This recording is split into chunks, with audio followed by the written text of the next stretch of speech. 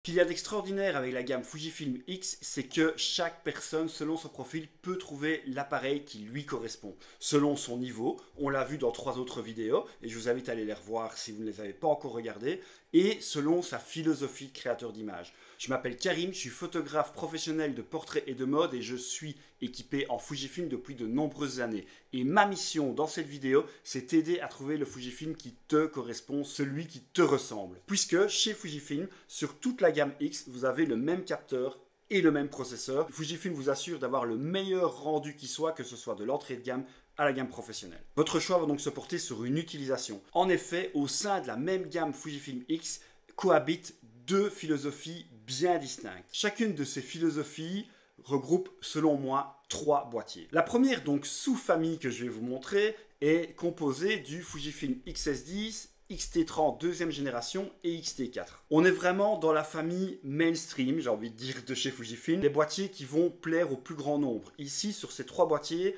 on est là vraiment pour toucher un maximum de profils d'utilisateurs. À quelques rares exceptions près, je pense que pratiquement tout le monde peut trouver son bonheur ici sur ces 3 boîtiers. De par leur ergonomie, ils seront ultra polyvalents. Ils sont vraiment faits pour pouvoir appliquer tout type d'objectif. Selon que vous alliez faire du portrait, du mariage, de la photo commerciale, de la mode ou que sais-je, vous allez pouvoir appliquer l'objectif adéquat et la prise en main sera toujours bonne. Ils sont vraiment caractérisés chacun par une petite poignée sur la droite qui fait qu'on a vraiment une bonne prise en main. Ce qui les caractérise aussi, en fait, c'est rien d'étonnant, c'est ce qu'on trouve un peu partout. C'est des viseurs électroniques, tous de la même qualité, ce qui va vous permettre de voir les effets de votre réglage avant même d'avoir déclenché. Lorsque vous allez chercher votre nouveau boîtier, on est vraiment sur cette gamme-ci d'appareils qui va rivaliser avec tous les autres appareils hybrides, quelle que soit la marque confondue. Gros avantage ici, c'est que vous avez le rendu couleur inimitable de chez Fujifilm avec son capteur X-Trans 4 et ses simulations de film. Et même dans cette sous-famille, donc dans cette philosophie de polyvalence, il y en a vraiment pour tout le monde, avec une accessibilité différente. Plus vous allez monter de gamme, plus l'ergonomie sera complète,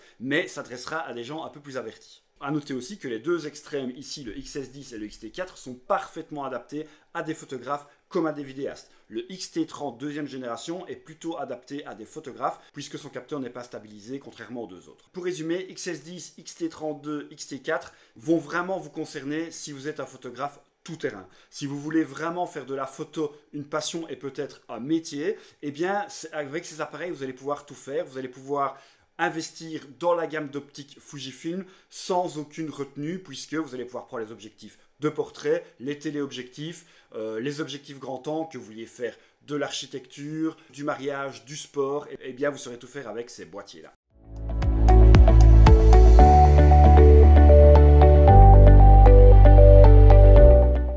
Les 3 autres appareils de la gamme Fujifilm X qui représentent une autre philosophie selon moi sont ici le X4, le X100V et le X Pro 3.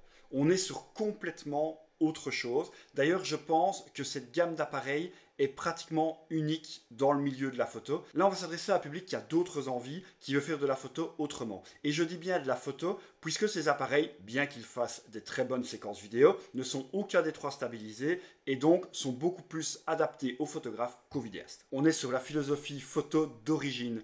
Capter le moment, capter le présent, raconter une histoire. On est sur de véritables compagnons de route. Déjà au niveau de leur forme, on le voit sur les appareils qui sont beaucoup plus plats que ceux que je vous ai présentés tout à l'heure. Ils sont vraiment en fait adaptés à une poche. On va les garder tout le temps sur soi. C'est l'appareil du quotidien, celui qui va vous permettre de faire toutes les photos du moment, de l'instant présent. En gros, ici, on est sur vraiment l'appareil de reportage, l'appareil de street photo. D'ailleurs, ici, ce sont des appareils qui sont beaucoup plus adaptés à des petits objectifs, des focales fixes, voire pancake, vraiment des choses qui prennent très peu de place. Ces 3 appareils sont parfaitement adaptés à des focales qui, selon moi, vont de 23 mm à 50 mm. Bref, les focales qui sont faites pour la street photo et le reportage. On va être beaucoup moins sur le rendement avec ces appareils-ci, mais plutôt sur la recherche d'une photo magique, d'une photo qui raconte quelque chose. Ce sont des appareils presque d'exposition photo. Ces appareils, on les achète vraiment dans le même esprit des appareils à pellicule d'antan. Chaque photo compte. On est plus aussi dans le moment, dans l'instant et dans la pro.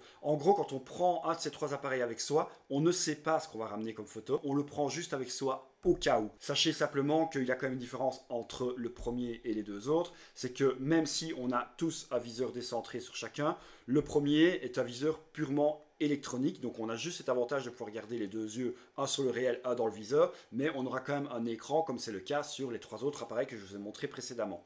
Sur le X100V et le X Pro 3, on a un capteur hybride, donc qui est un capteur optique de base et qui va pouvoir s'adapter avec des réglages électroniques pour l'aide à la prise de vue. Sur ces deux-ci, on est encore plus dans le public vraiment qui recherche les sensations de la prise de vue unique. Le XE4 est plus un appareil de voyage, de famille et d'amis. Ça va vraiment être un appareil de souvenir. Le X100V et le X Pro 3 sont plus des appareils de reportage et de street photo. C'est vraiment hyper bien joué de la part de Fujifilm parce que le X100V et le X Pro 3, c'est des ovnis, ils sont pratiquement uniques dans le milieu de la photo numérique. Si vous recherchez vraiment ce charme de l'argentique, si votre but c'est de prendre l'appareil photo et advienne que pourra, on verra ce qu'on va en sortir, mais à chaque moment, vous savez que vous l'avez avec vous si quelque chose se passe. Alors si vous êtes plutôt dans cette philosophie-là, alors c'est plutôt ces trois appareils-ci qu'il vous faut. Appareil plutôt de voyage et compagnon et deux appareils vraiment témoins du moment.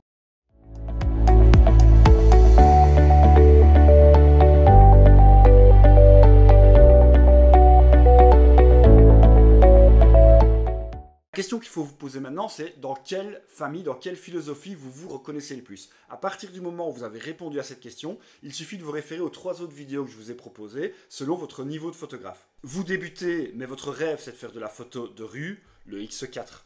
Vous débutez, mais votre rêve c'est de faire du podcast et de la vidéo YouTube, le XS10.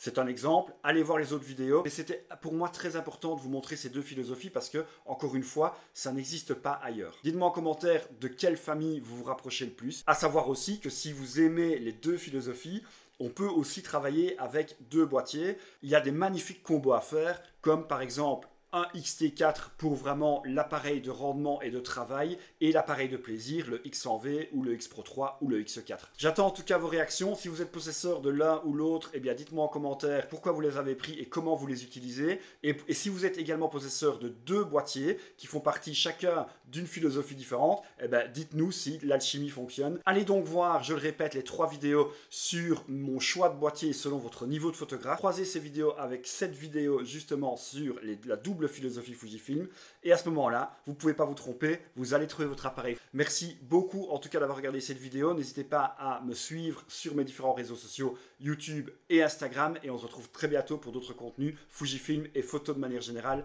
À très vite, salut.